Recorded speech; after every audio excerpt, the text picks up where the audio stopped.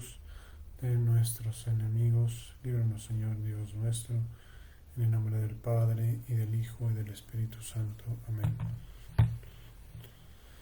Señor mío y Dios mío, creo firmemente que estás aquí, que me ves, que me oyes. Te adoro con profunda reverencia. Te pido perdón de mis pecados y gracia para hacer con fruto este rato de oración. Madre mía Inmaculada, San José mi Padre y Señor, Ángel de mi guarda, interceded por mí. Pues vamos avanzando en los Hechos de los Apóstoles, llegamos al capítulo 18, donde se nos narra la fundación de una iglesia muy importante en Grecia, la iglesia de Corinto. Dice, después de esto marchó de Atenas y llegó a Corinto. Y predicó San Pablo primero en Filipos, ahí en Macedonia, después en Atenas y luego en Corinto. Se encontró con un judío llamado Aquila, originario del Ponto, que acababa de llegar de Italia, y con su mujer Priscila, por haber decretado Claudio que todos los judíos saliesen de Roma. Se llevó a ellos, y como era del mismo oficio, se quedó a vivir y a trabajar con ellos. El oficio de ellos era fabricar tiendas. Es muy bonito como San Pablo tenía un oficio, fabricaba tiendas y vivía de lo que ganaba, es decir, continuamente pues en sus cartas queda claro como pues no vivía de las iglesias, sino que vivía de lo que ganaba con su propia mano. ¿Y cuál era su trabajo? Hacer tiendas, ¿no? Me parece que es un ejemplo de cómo el trabajo puede ser compatible con una dedicación al apostolado por parte de los fieles cristianos, El apostolado es parte importante de nuestra vida, y tenemos que ver la manera de hacerlo compatible con lo que vivimos, con lo que hacemos, con nuestro trabajo, con lo que nos ganamos la vida. San Pablo, por ejemplo, aquí pues se aprovecha para unirse con Priscila y Aquila, y con ellos va a predicar el Evangelio. De hecho, ellos van a ser también difusores del Evangelio, Priscila y Aquila. Cada sábado en la sinagoga discutía y se esforzaba por convencer a judíos y griegos. Cuando llegaron de Macedonia Silas y Timoteo, Pablo se dedicó enteramente a la palabra, dando testimonio ante los judíos de que Cristo era Jesús, es decir, que el Mesías era Jesús.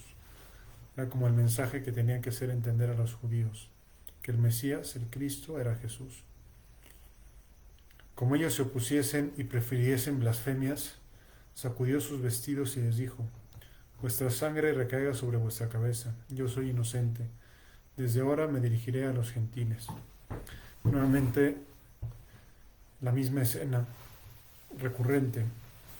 San Pablo primero predica a los judíos, algunos pocos aceptan que Jesús es el Mesías, y otros muchos empiezan a atacarlo de manera injuriosa. Entonces San Pablo dice, pues se sacude el polvo y se dedica a predicar a los gentiles. Los gentiles, que eran los griegos, recibían de mejor ánimo la palabra de San Pablo, ¿no? El Señor dijo a Pablo durante la noche en una visión,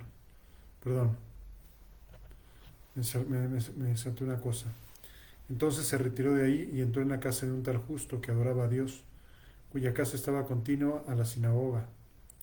Crisipo, el jefe de la sinagoga, creyó con el Señor con toda su casa, y otros muchos corintios al oír a Pablo creyeron y recibieron el bautismo. En la iglesia de Corinto, Pablo tuvo lo que podríamos llamar un éxito humano y sobrenatural, porque mucha gente creyó en la palabra de Dios, ¿no? También muchos, no fueron todos, también muchos, como veremos, le rechazaron, pero una gran multitud de personas, y entre ellos el jefe de la sinagoga, creyeron en el Señor. Crisipo, jefe de la sinagoga, creyó en el Señor con toda su casa. El Señor dijo a Pablo durante la noche en una visión, No tengas miedo, sigue hablando y no calles, porque yo estoy contigo. Nadie te pondrá la mano encima por hacerte mal, pues yo tengo un pueblo numeroso en esta ciudad. Yo pensaba que eso que le dice San Pablo, que le dijo Jesucristo a San Pablo en esa visión, nos lo puede decir a cada uno de nosotros, sobre todo cuando nos planteamos hacer apostolado, acercar otras almas a Dios. Nuestro Señor nos puede decir perfectamente: no tengas miedo, sigue hablando, no calles, porque yo estoy contigo. Yo creo que las demás palabras sobran. Ya, obviamente nadie nos quiere hacer daño, nadie, pero ojalá que cada uno sienta como dirigida a él esas palabras: no tengas miedo, sigue hablando y no calles, porque yo estoy contigo. No tengas miedo, sigue hablando, no calles, porque yo estoy contigo. Son de esas frases de la Escritura que es bueno pues memorizar, quedárnosla en la cabeza, como rumiarlas, como repetírnosla a nosotros mismos varias veces, para confirmarnos en la fe y en la seguridad de eso, de que no tengas miedo, sigue hablando y no calles, porque yo estoy contigo. Es algo que nos dice el Señor, y es algo que nosotros podemos, pues en la medida en que nosotros no tengamos miedo, en la medida en que hablemos de Él, en la medida en que tengamos esa preocupación por comunicar su palabra, pues no tengas miedo, no calles, que yo estoy contigo. Que lo sepamos como dirigido a nosotros, como dirigido a cada uno de nosotros esas palabras. Pues yo tengo un pueblo numeroso en esta ciudad, ¿no? Pues ojalá que el Señor tenga un pueblo numeroso en nuestra ciudad, en nuestra familia, en nuestro ambiente de trabajo, en el lugar donde nos desenvolvemos. Permaneció ahí 1 año y 6 meses enseñando entre ellos la palabra de Dios. Aquí es donde, en primer lugar, donde nos dice que permaneció tanto tiempo San Pablo, además de Antioquía, enseñando la palabra de Dios. O sea, aquí por fin los judíos no lo echaron fuera, ¿no? Porque en los otros lugares apenas comenzaba a predicar y apenas empezaba a tener un poquito de éxito y le echaban fuera, lo perseguían, lo apedreaban, lo intentaban juzgar, etcétera, ¿no? Y tenía que huir de una ciudad a otra. Aquí en cambio estuvo 1 año y medio predicando la palabra de Dios. Incluso intentaron hacerle daño y no pudieron.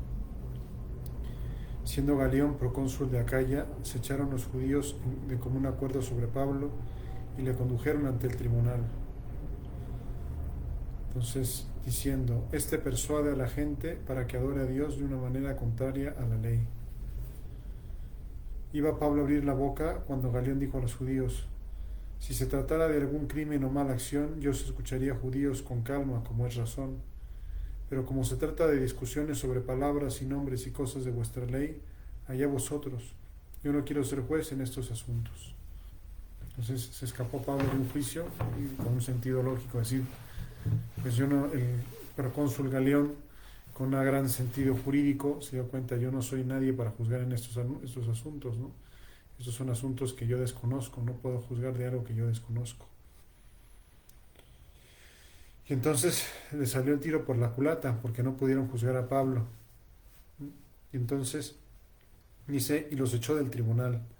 Entonces todos ellos agarraron a Sóstenes, el jefe de la sinagoga. Se ve que Crisipo, al convertirse, había dejado de ser el jefe de la sinagoga y habían elegido a otro para que ocupara su lugar, porque él ya se había convertido al cristianismo.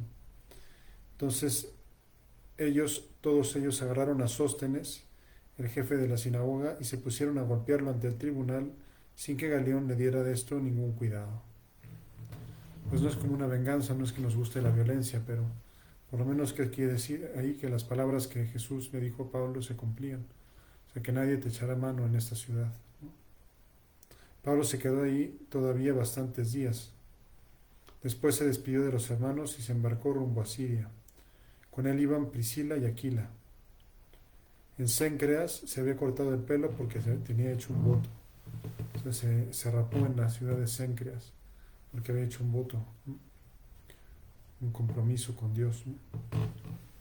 También nosotros podemos raparnos el cabello si queremos y hacer un voto a Dios, aunque no es necesario, ¿no? Pero bueno, alguien puede decir: por un voto una promesa, pues raparse, ¿no? Como se rapó San Pablo en Cencreas, ¿no?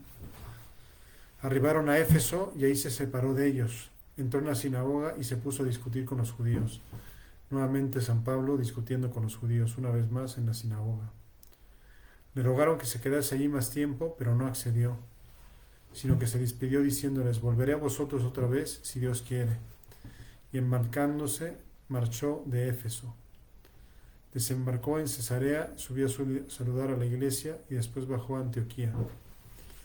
Antioquía, que era pues el punto base de sus viajes. Antioquía, que era como la iglesia madre a partir de la cual San Pablo hacía sus viajes para predicar, ¿no? Aquí estamos terminando, si no recuerdo mal, el tercer viaje, ¿no?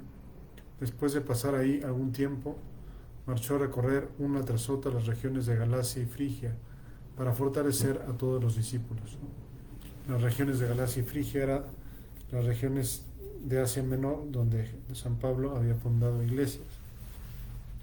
Entonces, como vemos, San Pablo era incansable en su apostolado, es decir, no conocía un límite la fuerza de la fe de San Pablo, no conocía límite la fuerza de la fe de San Pablo. Evangelizaba en un lugar, se iba a otro, evangelizaba en ese otro lugar, lo echaban, se iba a otro lugar, evangelizaba en ese otro lugar. Después volvía a la iglesia madre, Antioquía. Después de estar en Antioquía un tiempo reponiendo fuerzas, pues volvía a las iglesias que había fundado, las reconfortaba en la fe, o sea, como que sentía como él dice en una de sus cartas, esa solicitud por todas las iglesias, ¿no? Y claro, pues por eso es un apóstol, y por eso es un apóstol tan grande junto con San Pedro, pues son los dos apóstoles más grandes. San Pedro, San Pablo y San Juan, yo diría que son los tres apóstoles más importantes, que además los tres nos han dejado sendas cartas en la Sagrada Escritura, en el Nuevo Testamento, ¿no? Que vale la pena meditar, ¿no? Pero digamos que de ellos y en concreto de San Pablo podemos aprender su constante preocupación por el apostolado. Si era algo que tenía en la cabeza y en el corazón. Para tenerlo en el corazón primero tenemos que tenerlo en la cabeza. Hay que pedirle a Dios: Señor, Dios mío, que yo tenga en la cabeza, que yo tenga en el radar de mis ocupaciones, de mis intereses, de mis preocupaciones, que yo tenga en el radar la inquietud de comunicar a otros la alegría de conocerte, la alegría de estar contigo.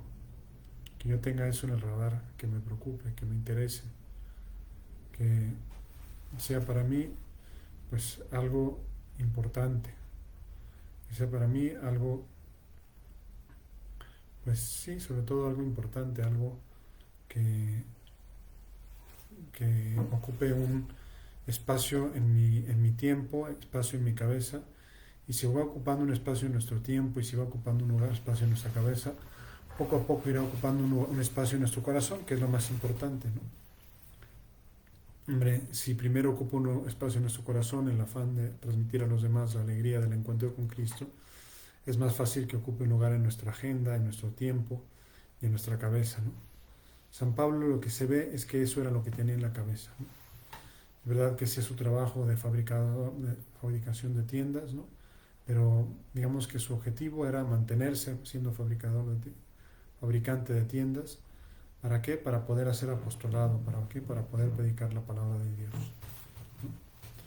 Y ahora, el libro de los Hechos nos cuenta también pues que no era el único Pablo, el único que tenía esa preocupación, sino que también había otras personas que se le unieran, ¿no? Y bueno, eso es importante, ¿no?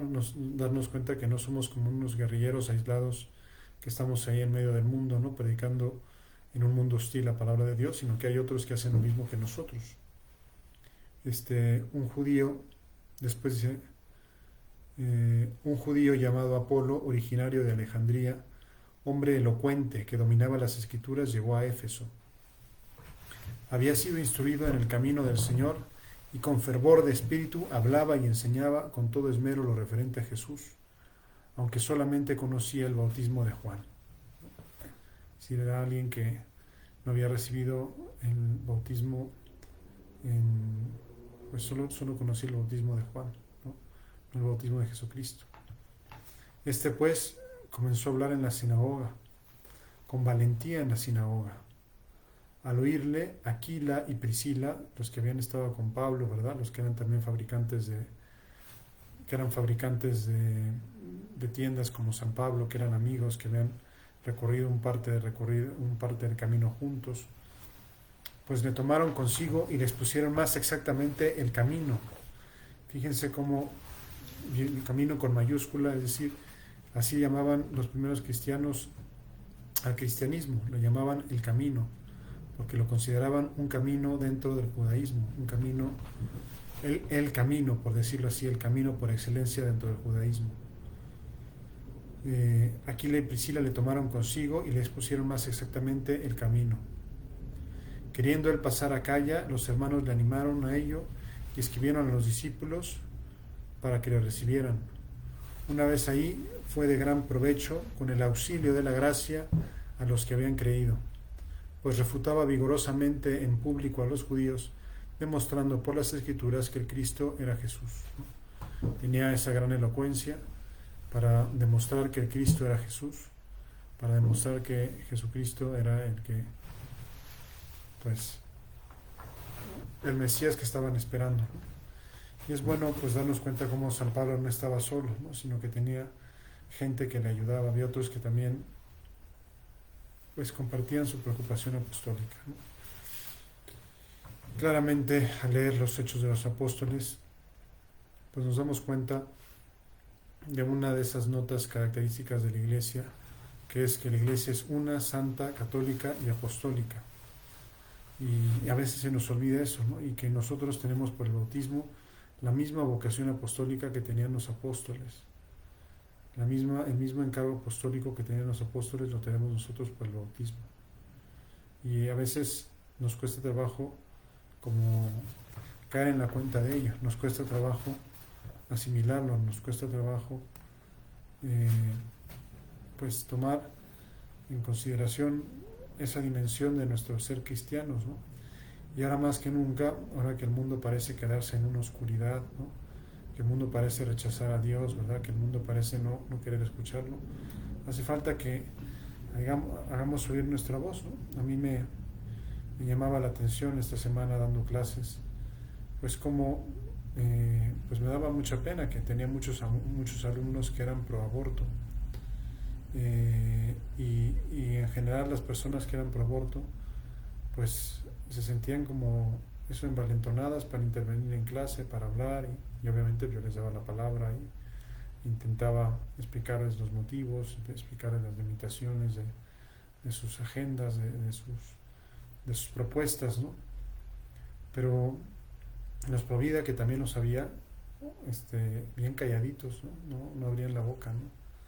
Y a veces nos puede pasar eso, ¿no? Que nos quedemos calladitos y que no abramos la boca cuando tenemos pues ocasión de hablar y de defender y de dar buena doctrina. Es maravilloso el poder alumbrar con la luz de la verdad a las conciencias que están equivocadas. Es maravilloso poder alumbrar con la luz de la verdad al que se debate en el error. Y realmente pues no es solo cuestión de elocuencia, ¿no? Vemos que Apolo era muy elocuente, pero necesitaban que le explicaran bien, y Priscila y Aquila le explicaron bien, ¿no? Es un ejemplo de apostolado personal el de Priscila y Aquila, ¿no? Priscila y Aquila quizá no eran tan elocuentes como Apolo, pero se conocían mejor la doctrina que Apolo, ¿no? Y se le explicaron bien. Entonces cada quien tiene sus dones, ¿no? Priscila y Aquila, fabricadores de tienda, amigos de San Pablo, pudieron explicarle a Pablo, y Apolo entonces se convirtió en un instrumento extraordinario en la difusión de la palabra de Dios. Nosotros es bueno pensar, y estamos haciendo nuestra oración, es bueno que yo piense, Señor, ¿a quién le puedo hablar yo de Dios, ¿no? ¿Quién puede ser mejor que yo, incluso mejor predicador que yo, ¿no? Ya vimos cómo Bernabé pues llamó a Pablo, y Pablo pues fue mucho mejor predicador que Bernabé. Vimos cómo Priscila y Aquila hablaron con Apolo, y cómo Apolo pues tuvo muchísimo más éxito en su predicación que Priscila y Aquila. Priscila y Aquila no eran predicadores, eran sencillamente cristianos coherentes, que conocían la verdad, que tenían formación y que con amistad de uno a uno le explicaron a una persona pues todo lo que podía, o sea, el verdadero contenido de las enseñanzas, ¿no? El contenido completo de las enseñanzas de salvación. Pues nosotros es bueno que lo pensemos con frecuencia, a ver, Señor, ¿yo a quién le puedo hablar de Dios, no? Y a veces es bueno que nos hagamos incluso, pues que lo apuntemos en nuestra agenda, ¿no? En nuestra agenda electrónica, en nuestro blog de notas, ¿no? ¿A quién le puedo hablar de Dios, no? Pues a este, a este, a este. Y que revisemos si lo hacemos, ¿no? Si hablamos de Dios a esas personas. Si, pues tenemos como esa santa inquietud, ¿verdad? De ayudar a Cristo pues en la difusión del Evangelio. Ahora bien, San Pablo continuaba sus viajes, ¿no? San Pablo continuó sus viajes y dice, mientras Pablo estaba en Corinto, Pablo atravesó las regiones altas y llegó a Éfeso, donde encontró algunos discípulos. Les preguntó, ¿recibisteis el Espíritu Santo cuando abrazasteis la fe? Ellos contestaron, pero si nosotros no hemos oído decir siquiera que existe el Espíritu Santo. Él replicó, pues ¿qué bautismo habéis recibido? El bautismo de Juan, respondieron. Pablo añadió, Juan bautizó con el bautismo de conversión, diciendo al pueblo que creyese en el que había de venir después de él, o sea, en Jesús. Cuando oyeron esto, fueron bautizados en el nombre del Señor Jesús. Y habiéndoles impuesto Pablo las manos, vino sobre ellos el Espíritu Santo, y se pusieron a hablar en lenguas y a profetizar. Esta imposición de las manos de Pablo es imagen del sacramento de la confirmación. O sea, primero los bautizaron en nombre del Señor Jesús, luego les impuso las manos para que recibieran el Espíritu Santo, ¿no? Y ellos se pusieron a hablar en lenguas y a profetizar, ¿no? ¿Qué significa profetizar? Hablar en nombre de Dios. Pensaba en nosotros, ¿verdad? Sobre todo en los que hemos sido confirmados, ¿no? La confirmación nos da la gracia, nos da la ayuda para dar testimonio público de nuestra fe, para que no nos quedemos con nosotros solitos la fe, sino que la transmitamos a los demás. Por eso nos confirma en la fe, nos da una nueva efusión del Espíritu Santo que nos fortalece hasta dar testimonio público de nuestra fe. Dar testimonio público de nuestra fe no es necesariamente participar en una profesión, en una procesión de fe, una procesión religiosa. Es una manera de dar testimonio público de la fe, no lo voy a negar, ¿no? Pero también uno puede dar testimonio público de la fe en su trabajo, ¿verdad?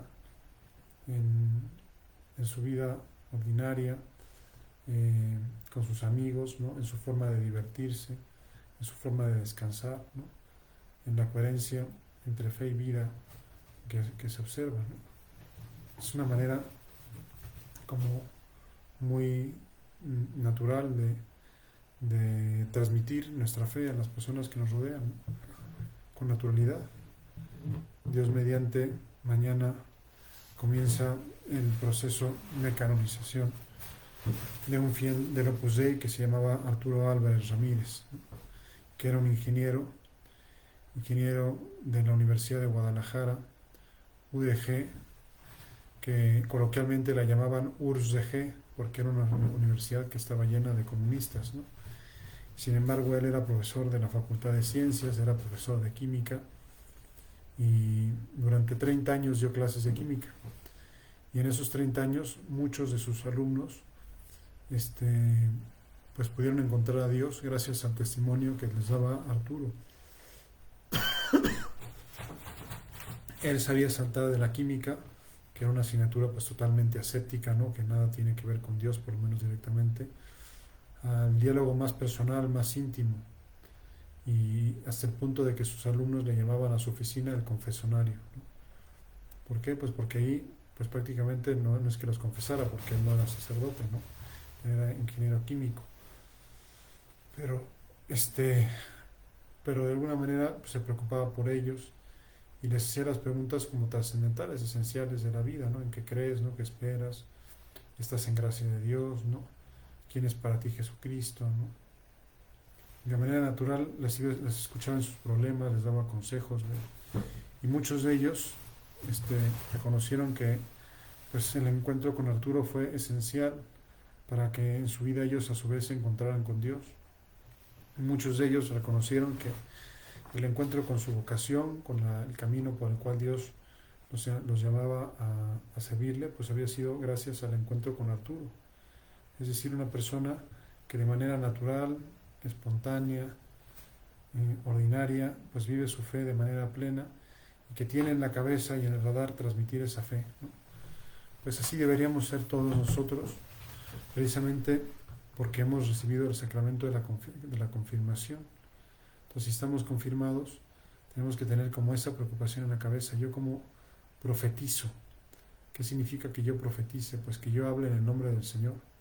Profeta es el que hable en el nombre de Dios. Y a veces los profetas tienen que decir cosas amables y a veces los profetas tienen que decir cosas duras, ¿no? ¿Qué le diría Dios a estas personas en esta circunstancia? Y ya me entiendes, no se trata de andarse peleando con todo el mundo. No se trata de andarse dando agarrones, ¿verdad? Con toda la gente. Oye, tú, ¿qué te pasa? Pero sí de no avergonzarse de Cristo. Y sí de dar testimonio de Cristo. Y sí de aprovechar las ocasiones que tengamos para hablar de Jesucristo con las personas. A veces la preocupación que podamos tener es, pues es que yo no sé hablar de Dios, ¿no? Pues es con naturalidad, ¿no? Es con, digamos, no hace falta ninguna,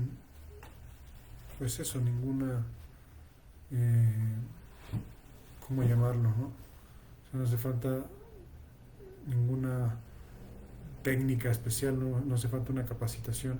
Si lo pensamos un poquito, los primeros apóstoles, pues la única capacitación que tuvieron era la gracia de Dios, ¿no? Entonces, como decía San José María, que él empezó a predicar el camino del Opus Dei con 26 años, la gracia de Dios y buen humor. Pues que no nos falte la gracia de Dios y el buen humor para hablar de Dios. Pues eso, el tener una cara sonriente en la medida en que podamos, no limitarnos a quejarnos de las cosas, no limitarnos a lamentarnos de lo mal que está el mundo, sino hablar en clave positiva. Proponer en clave positiva pues la belleza de seguir a Cristo, la belleza de encontrarse con Él, la belleza de pues escuchar sus palabras, de cómo sus palabras iluminan nuestro camino, cómo su cercanía nos da un nuevo sentir de las cosas. Pues en el fondo es dar testimonio de cómo Cristo, la presencia de Cristo, la amistad con Cristo, transforma nuestra vida. Y pues ahora esta semana, pues varias veces he tenido que consolar a alguna persona, pues que lo está pasando mal, ¿no? Que está sufriendo alguna... Y bueno, muchas veces hay que hacerles comprender, pero mira, es verdad, lo estás pasando muy mal ahora, pero tienes que ser consciente de que Cristo está más cerca de ti precisamente ahora porque estás sufriendo, ¿no? Entonces, date cuenta que en realidad eres privilegiada porque Cristo está contigo, porque te puedes identificar con Cristo a través de tu dolor, a través de tu sufrimiento, a través de tus... Pues esas son las verdades evangélicas, ¿verdad? Que iluminan nuestra vida, que iluminan un momento de dolor, que iluminan un momento de oscuridad, ¿no? Y a veces es como entender que a Dios no lo vamos a entender, pero que sabemos que Dios está muy cerca de nosotros, que no nos desampara y que nos da fuerzas para salir adelante en las distintas circunstancias en las que nos encontremos. Pues vamos entonces nosotros, ¿verdad?, a revisar, ¿verdad?, a llevar, repito, a veces a la agenda con papel y lápiz, o yo a quién puedo acercar a Dios, yo cómo puedo vivir mi vocación apostólica, yo cómo puedo ser profeta, cómo puedo hablar en nombre de Dios en medio del mundo, cómo puedo utilizar los dones que Dios me ha dado para evangelizar. Y de esa manera estaremos viviendo la iglesia como la vivían los primeros cristianos. Quizá no seamos un Pablo, quizá no seamos un Bernabé, pero sí podemos ser un Aquila, un Priscila, alguien que sepa orientar a otra persona que está pues con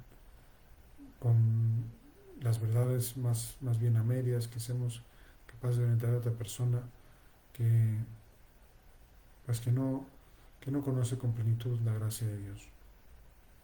Pues vamos a pedirle a nuestra Madre Santa María, Reina de los Apóstoles, que nos haga a nosotros también apóstoles de Jesucristo, y que testimoniemos con nuestra palabra y con nuestra oración y con nuestro empuje las maravillas del amor de Jesucristo en nuestra vida. Te doy gracias, Dios mío, por los buenos propósitos, afectos e inspiraciones que me has comunicado en esta meditación.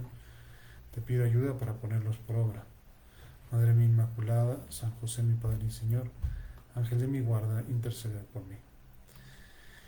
Pues a los que quieran acompañarme, nos vemos el martes a la misma hora y por el mismo canal, 7:30 hora de México y de Lima. Y la última semana en la que coincidimos la hora de México y la de Lima, ya a partir del 31 de octubre hay cambio de horario. Pues gracias por haberme acompañado y les doy, mañana recuerdo lunes no hay, nos vemos el martes, les doy la bendición. La bendición de Dios Todopoderoso, Padre, Hijo y Espíritu Santo, descienda sobre ustedes y permanezca para siempre. Que les vaya muy bien.